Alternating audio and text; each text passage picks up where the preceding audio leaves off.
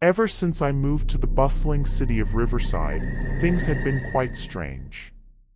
It all started with the unexplained appearance of a man who seemed to mirror my every move. At first, I dismissed it as mere coincidence, but as days turned into weeks, his presence grew more unsettling. I first noticed him at the grocery store, a tall figure dressed in a dark overcoat, his piercing eyes fixed on me from a distance. I tried to shake off the unease creeping up my spine as I grabbed my groceries and quickly headed for the exit, only to find him again at the gym the next day, standing by the treadmill, watching me intently as I worked out. My discomfort turned into fear when I spotted him at a quaint coffee shop across town, his expression inscrutable as he sat in the corner, sipping his coffee, those penetrating eyes never leaving me. Enough was enough. I had to confront him, find out why he was following me, why he was always there, lurking in the shadows.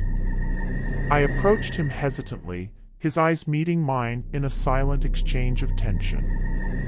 "Why are you following me?" I blurted out, my heart pounding in my chest. The man's brows furrowed in confusion as he responded softly, "Following you? I thought you were following me." His words spun my thoughts into a whirlwind of confusion. How could he claim that I was following him when it was the other way around? The mystery deepened as he invited me to sit down, his demeanor shifting from eerie to almost friendly. As we sat facing each other, I couldn't ignore the curiosity bubbling inside me. "Who are you? Why have you been everywhere I go?" I asked, my voice wavering slightly. He hesitated for a moment before speaking, his voice low and measured. "My name is Oliver. I'm a private investigator, and I've been assigned to surveil you." Surprise and disbelief washed over me. "Surveil me? But why?" Oliver leaned in, his gaze unwavering. "There have been reports of someone impersonating you, committing crimes using your identity. I was hired to gather evidence to clear your name." My mind reeled at his revelation. Someone pretending to be me?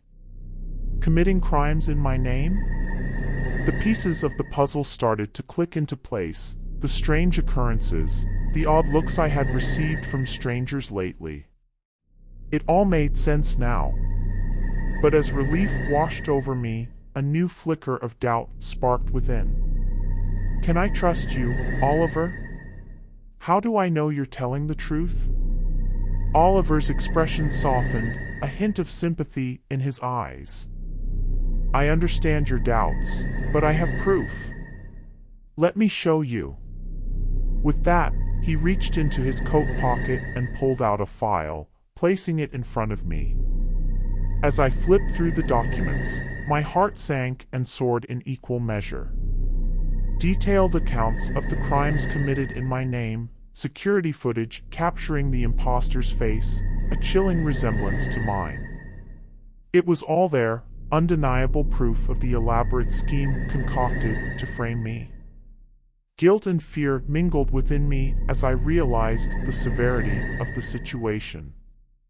"What do we do now, Oliver? How do we catch this imposter?" Oliver's eyes gleamed with determination. "We work together. I'll continue monitoring your movements, waiting for the imposter to strike again. And when they do, we'll be ready." Days turned into weeks as Oliver and I formed an unlikely alliance, scouring the city for clues, following leads that led us down dark alleys and shadowy corners. With each passing day, the tension mounted, the anticipation of finally catching the imposter simmering beneath the surface. And then, one fateful night, as the city slept under a blanket of stars, the imposter struck again. Oliver and I were ready, poised to apprehend the perpetrator and bring an end to the nightmare that had plagued my life. As we closed in on the imposter, A fierce struggle ensued, the echoes of our confrontation reverberating through the empty streets. In the end, justice prevailed, the imposter unmasked, their true identity revealed, a disgruntled ex-employee with a vendetta against me, using my name as a pawn in their twisted game. As the authorities took the imposter away, a sense of closure washed over me, the weight of the ordeal finally lifting from my shoulders. I turned to Oliver, gratitude etched in my gaze. "Thank you, Oliver, for believing in me, for helping me clear my name," I whispered, sincerity lacing my words. Oliver's smile was genuine, a flicker of pride in his eyes. "It was my duty, but it was also my privilege to help you, to see justice served." And as the first light of dawn painted the sky in hues of gold and pink, I knew that although the shadows of doubt and fear had loomed over me, I had emerged stronger, wiser, with an unbreakable bond forged in the crucible of mystery and intrigue. The man who had once seemed like a specter haunting my every step had become a steadfast ally, a guardian angel in the guise of a private investigator named Oliver. And as I walked into the sunrise, a new chapter waiting to unfold, I knew that some mysteries were meant to be unraveled, some shadows meant to be embraced, for it was in the darkness that the light shone brightest.